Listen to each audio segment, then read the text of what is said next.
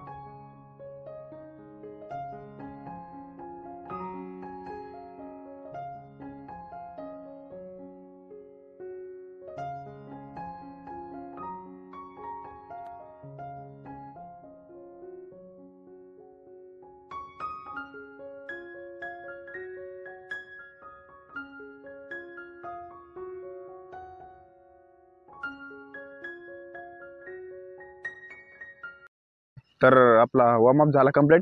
तर आता आपण जॉगिंग करणार, नॉर्मल नॉर्मल जॉगिंग. आणि आज आपण स्लो फास्ट करणार आहे. स्लो फास्ट कसं, ते जास्त करून ग्राउंडवर मारते. जे गोल सर्कल राऊंड असतं ना, आपल्याकडे आता ग्राउंड अवेलेबल नाही आहे, तर आपण सरळ मारणार आहे.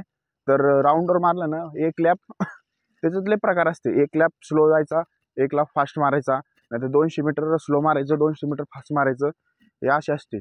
आणि त्याचे कंटिन्यू कमीत कमी तुम्ही 30 ते 35 मिनटं कंटिन्यू ही सायकल चालत राहते. त्याच्यामुळे तुम्हाला स्टॅमिना वाढतो. हे कारण स्लो फास्ट चालूच राहतो.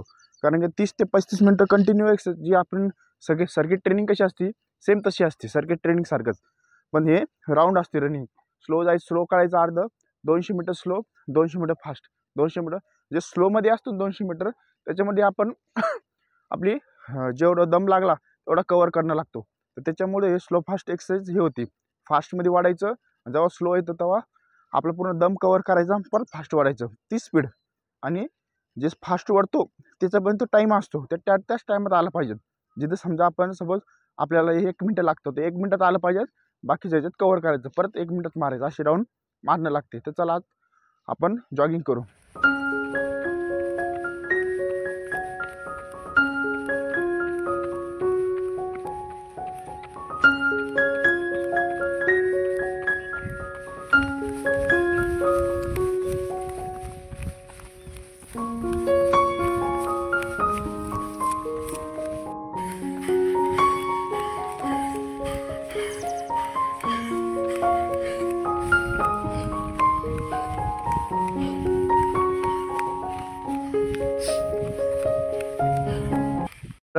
2 किलोमीटर जॉगिंग कंप्लीट झाली.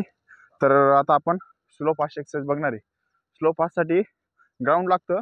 आपण तिथून तिथून ते इथपर्यंत हे 100 मीटर होतं. 100 मीटर जास्त ग्राउंड अवेलेबल नाही, पुढं खराब ग्राउंड आहे, म्हणून आपण 100 मीटरचंच वर्कआउट करणार आहे.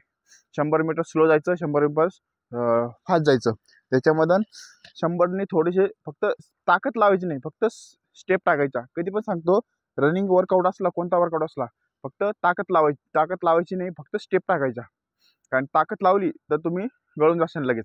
त्याच्यामुळं स्टेप टाकायच्या, लॉंग स्टेप टाकायच्या, आणि यायच्या टायमाला एकदम बॉडी स्लो करायची, रिलॅक्स करायची पूर्ण. तुम्हाला जसं कंट्रोलमध्ये करता येईल तसं तुमच्या हिशोबाने रिलॅक्स करायची. आणि परत ती स्पीडने 100 वाढायचं, परत वाढायचं म्हणजे लॉंग स्टेप टाकायची. ही गोष्ट लक्षात ठेवा. तर आता आपण चला वर्कआउटला चालू करू. आणि हा वर्कआउट फक्त हा पण एक स्पीडचाच भाग आहे, पण थोडा आपण काल स्प्रिंट मारला त्याच्यापेक्षा हा थोडा एक्स्ट्रा आहे. तर ह्याचं डिस्टन्स जास्त असतं, पण आपल्याला डिस्टन्स अवेलेबल नाही आहे. नेक्स्ट टाइम ग्राउंडवर गेलो आपण तर बघू, पण आता सध्याला ह्याच्यावर काम देऊ आपण. चला वर्कआउट करू.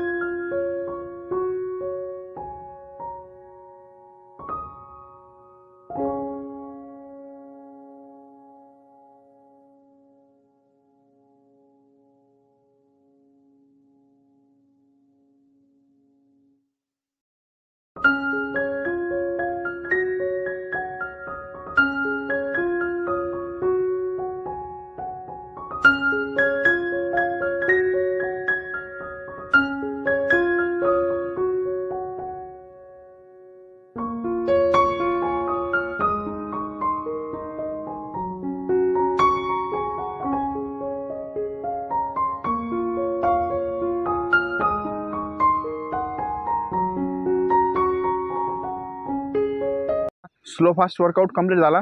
आपण मारले 8 ते 10 राऊंड, 100 मीटर फास्ट जायचं, परत स्लो यायचं, फास्ट जायचं, स्लो यायचं. म्हणजे ताकद नाही लावायची, फक्त स्टेप लॉंग टाकायचा. कधी पण लक्षात ठेवा, रनिंगमध्ये 1600 मीटर असून द्या किंवा 100 मध्ये तुम्ही ताकद लावली जमते, पण जास्तीत जास्त 60 ते 80% तुम्ही स्टेप टाकायची, ताकद लावायची नाही. कारण की एनर्जी आपली फक्त 5-10 सेकंद असते, फक्त तेवढी जर ताकद लावून टाकली नंतर पूर्ण बॉडी गळून जाते. त्याच्यामुळं ताकद नाही लावायची, लॉंग स्टेप टाकायच्या. तर आता आपण 100 मीटरच्या मारल्या. नेक्स्ट हप्त्यामध्ये काय करू, ग्राउंडमध्ये गेलो तर ग्राउंडमध्ये आपण 400चे लॅप मारू.